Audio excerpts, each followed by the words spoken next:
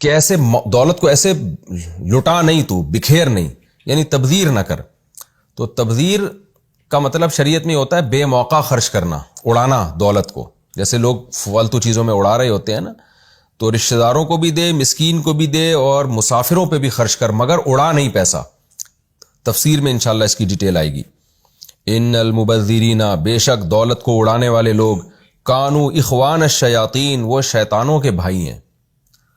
وکان الشیطان، اور ہے شیطان، لربہ، اپنے رب کے لیے، کفورا، ناشکرا۔ کفور ناشکرے کو کہتے ہیں۔ شیطان اپنے رب کا ناشکرا تھا، تو تم وہ کام مت کرو جو شیطان کرتا ہے۔ وَإِمَّا، اور اگر، تُعْرِضَنَّ، اعرض يعرض اعراضا، اعراض کرنا، اگنور کرنا، اگر تم اعراض کرو، عنہم، ان میں سے کسی سے، یعنی ان سے، کن سے؟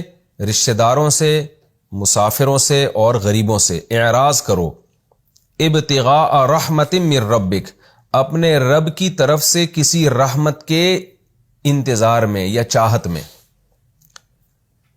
تفسیر میں انشاءاللہ اس کی ڈیٹیل آئے گی، ابھی آپ صرف ترجمہ سمجھیں کہ اگر تم ان میں سے کسی سے اعراض کرو اس امید پر کہ تمہیں رب کی کچھ رحمت ملنے والی ہے۔ ابتغاء کا معنی ہوتا ہے متلاشی، چاہنا یا تلاش کرنا، کہتے ہیں نا ابتغاء وجہ ربک، اپنے رب کے چہرے کی تلاش میں۔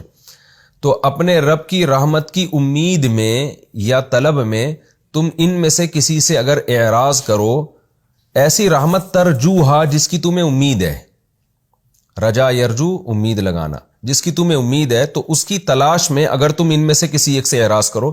اصل میں کچھ ترجمے ایسے ہوتے ہیں جو تھوڑی بہت تفسیر نہ بتاؤں تو ترجمہ بھی سمجھ میں نہیں آئے گا۔ مطلب یہ ہے کہ جب رشتہ داروں کو دینے کا وقت آئے لیکن وہ تم سے مانگ رہے ہیں، تم ان کو دے نہیں رہے، تم اس سے اعراض کر رہے ہو۔ اعراض کیوں کر رہے ہو؟ تمہارے پاس پیسے ہیں نہیں، لیکن تمہیں اللہ کی رحمت سے امید ہے کہ تمہیں یہ مل جائیں گے، بعد میں کہیں سے تمہارے پاس پیسہ آ جائے گا۔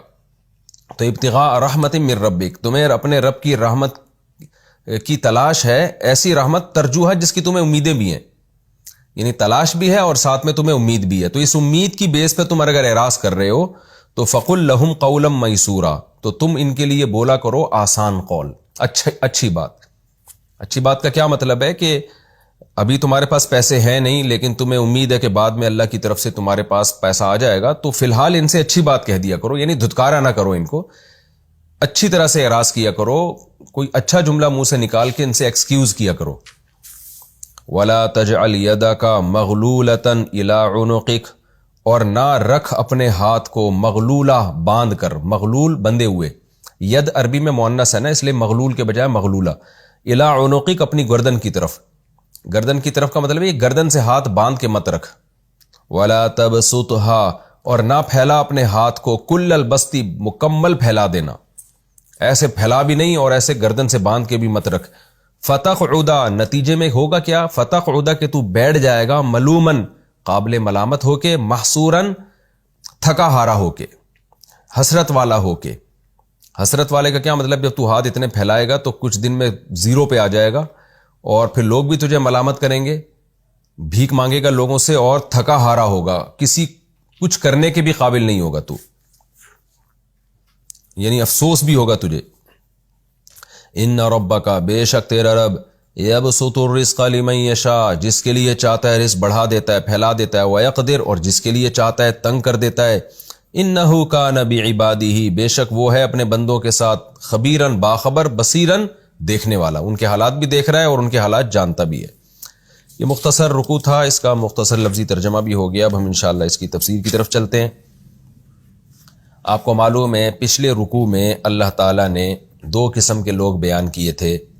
ایک تو وہ لوگ جو آخرت چاہتے ہی نہیں ہیں، وہ چاہتے ہیں دنیا کی عیش، دنیا کی عیاشی اور دنیا کے مزے مل جائیں، جیسے کافر ہے، آج بھی کافر کی یہی سوچ ہے، دنیا کی ترقی، سائنسی ترقی، ٹیکنالوجی میں کمال، یہی ان کے نعرے ہیں اور اسی کے گرد ان کی پوری زندگی گھومتی ہے۔ آخرت انہوں نے اپنی ڈکشنری سے نکال دی ہے۔ تو اللہ کہتے ہیں جس کو ہم چاہتے ہیں، جتنا چاہتے ہیں دے دیں گے ہم۔ دوسرے وہ لوگ ہیں جو عمل میں آخرت کے متلاشی ہوتے ہیں، کوئی بھی عمل کر رہے ہیں، نیت کیا ہے کہ آخرت میں ہمیں اس کا اجر ملے۔ تو اللہ فرماتے ہیں کہ ایسے لوگوں کو جتنا کریں گے اس سے زیادہ اجر ہم دیں گے، اور یقینی اجر ملے گا ان کو۔ جیسے پچھلے رکوع میں تھا نا، فَأُولَٰئِکَ كَانَ سَعْيُهُم مَشْكُورًا، ان کی کوشش کی قدر کی جائے گی۔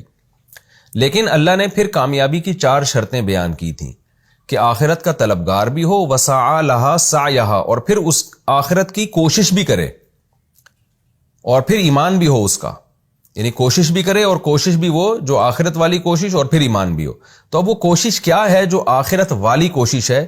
اس رکوع میں اللہ نے اس کا تذکرہ کیا ہے، اور ان چیزوں سے